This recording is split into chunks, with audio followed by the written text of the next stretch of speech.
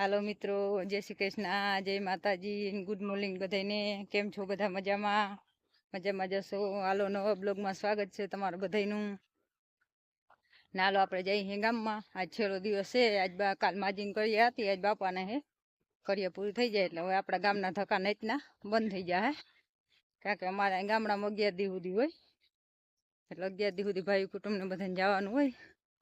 એટલે આજે 11 દી બાપાને પૂરા થઈ ગયા. આગળના બ્લોગમાં હે બતાવેલું કે ઓફ થઈ ગયા તમારા કુટુંબમાં 2 જણા, એક માજી શેટાવ ને એક મારા સસરા હે, એના મોટા પપ્પાનો દીકરો ભાઈ, એટલે મારા કાકાજી સસરા. તો એની આજ કર્યા હે.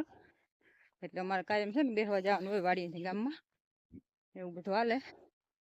ને બધા ઘણા પૂછતા હોય કે તમારું ગામ કયું? તો અમારું ગામ નાંદુરી છે ને અમે તમારે અટક કઈ તો અમે કરંજિયા આહિર છે. આહિર અમારી કાસા કરંજિયા અમારું સરનેમ છે. ને અમે લાલપુર તાલુકાનું નાંદુરી ગામ, જિલ્લો જામનગર અમારો.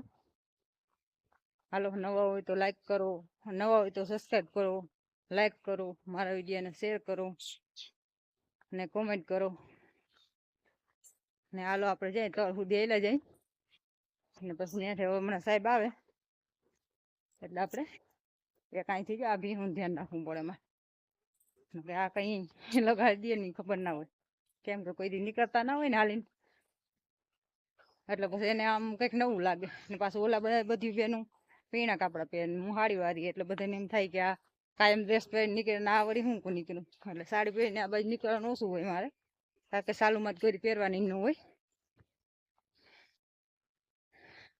કામ બહારગામ જવાનું હોય તો વળી પહેરીએ, નકર પછી આવું હોય તો પહેર્યું.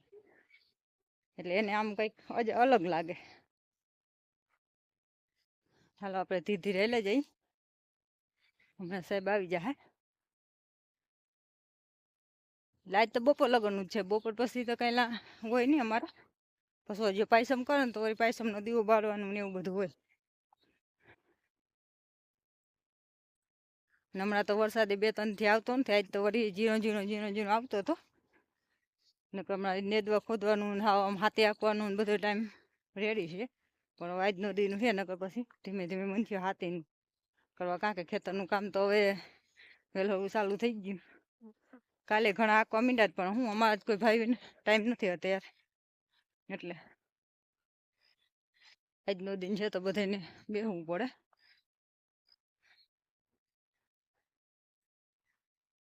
ને અમારે જો અહીંથી છે ને એવા અમારા મકાન છે, આગળ થોડોક જ રસ્તો થાય. આ હમણાં જ અહીંયા રોડ આવી ગયો, રોડના કાંઠા ઉપર જ વાડી છે અમારી, સેટું નથી.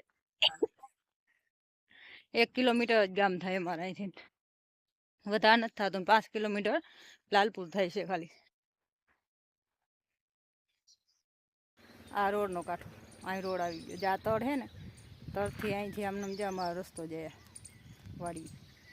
એટલે થાય તો ખાલી 5 મિનિટ જ આવે, 5 મિનિટ ના થાય હાલીને જવામાં, એટલું છે અમારું. અને અહીંથી આપણે 5 કિલોમીટર લાલપુર થાય જવું હોય ને તો વધારે આઘું નથી થતું. હાલો મળીએ આગળ બ્લોગમાં. હાલો આપણે જો માંડવીને હાર્યું મસ્તીને થઈ ગયું, હવે દેખાવા માંડ્યું. હવે આમાં જો હાથે હાલી જાય ને એટલે કોક ને છે, બાકી થાવ સોખી છે, કેમ કે દવા સાથ દીધી હતી ને, એટલે એ ફાયદો થઈ ગયો આપણે. કે અમે જો ક્યાંય નેટ દેખાતો નથી, કોક પારો વાહન નીકળ્યો ને એ નેટ છે, બાકી હાવ ચોખ્ખું સણક જેવું ખેતર છે. થોડાક જો સૈયાનું ગુંડું છે જરાક, ને મસ્તીનું સૂકું વાતાવરણ થઈ ગયું. પણ તડકો તાજી કેટલા અઠવાડિયું છે તડકો દેખો જ નથી કેવો છે. જાવ વાદળ છે વાતાવરણ લઈએ, એટલે માંડવી આપણી મસ્તીની સરસ બધી ઉગી ગઈ. હવે હાથે આંકી નાખી, જરાક હાથ ફેરો થઈ જાય એટલે નદી ખોદી નવરા. ને આજે આપણે ગામનું કામે પતી ગયું છે, કર્યા નતું ડોહીમાનું બધું વીમ ગયું ભાભાનું. એટલે હવે આપણે કાયમીથી ખેતરનું જ કામ કરવાનું છે. ને હવે આપણે મેળ આવીએ ને તો ડેલી બુક કાયમ મૂકતા જાઉં, કેમ કે હમણાં તો ગામમાં જવાનું હોય ને એટલે વેત ના આવતો. એટલે હવે કાયમ વિડીયો આવતા જાય. ને મારા વિડીયો બધા જોવે છે એ બધાને દિલથી થેન્ક યુ બધાને, અને આભાર બધાનો. ને આપણે જો આ બગીચામાં આવું એક છે પોપિયા જશે યાર બાજુ હા પાકી પડ્યા, કંઈક તો ઓલા પોપટ હાવ અડધા કરી નાખ્યા બધા. આપણે જો બકાલું થોડુંક નેદવાનું છે, આજે બીજું થોડુંક વાવવાનું છે, એ બધું કામ કરવાનું છે, પણ હવે થાય બધું નવરા થયા ને તે આજે આપણે તલ વાવલવાના પડ્યા છે, બધું કામ છે ને હવે નિરાયતી કરવાનું છે. આવો છે આપણી વાડીનો નજારો કંઈક માંડવીનો.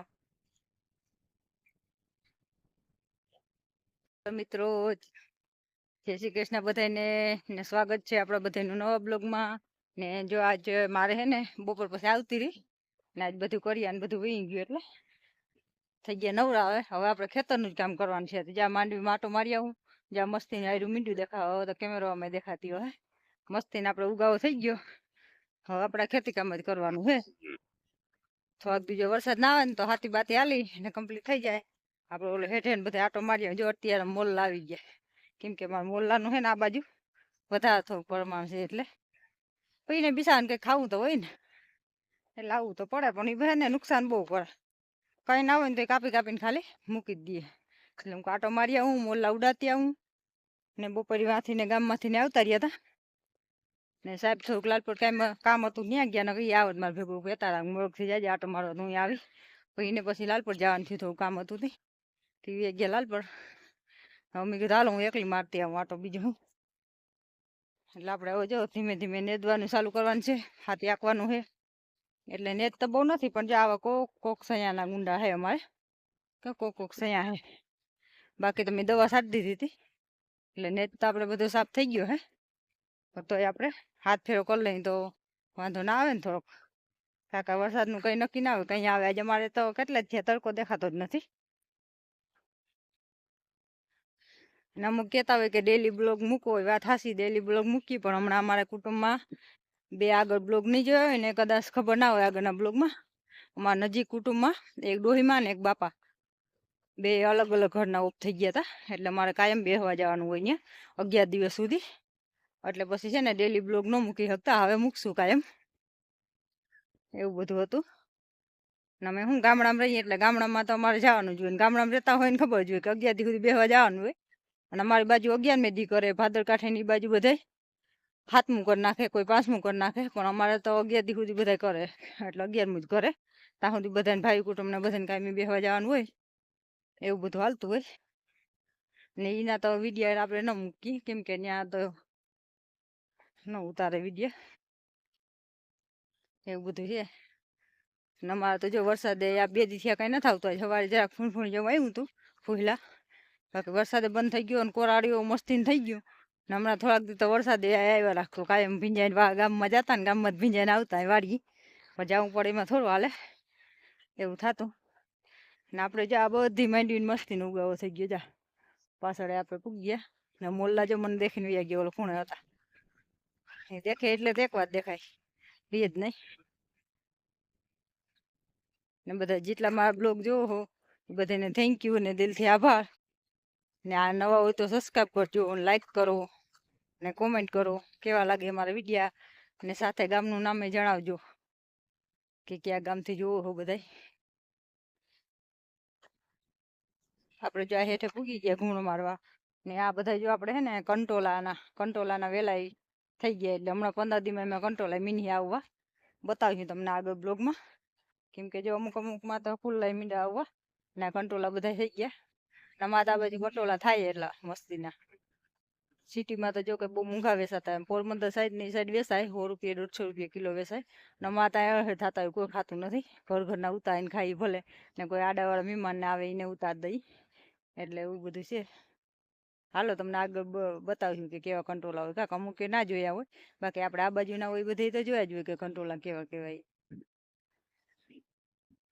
હાલો આ બ્લોગનો એડિટિંગ પૂરો કરીએ, મળી પાછા નવા બ્લોગમાં. ત્યાં સુધી જય શ્રી કૃષ્ણ, જય માતાજી બધાને. ને કેવો લાગ્યો અમારો બ્લોગ કમેન્ટમાં કહેજો. આજ તો કંઈ લાંબુ ઉતાર્યું નથી, થોડું ઘણી ક્લિપ છે એનો બ્લોગ આવીએ, કેમ કે ગામમાં હતા 3-4 વાગ્યા લગન. આજે જો આખરે થોડીક વાર પેલા આવ્યા છે, જતા હતા ને એકાદી ક્લિપ ઉતારેલ છે આગળની રસ્તા ઉપર થોડીક.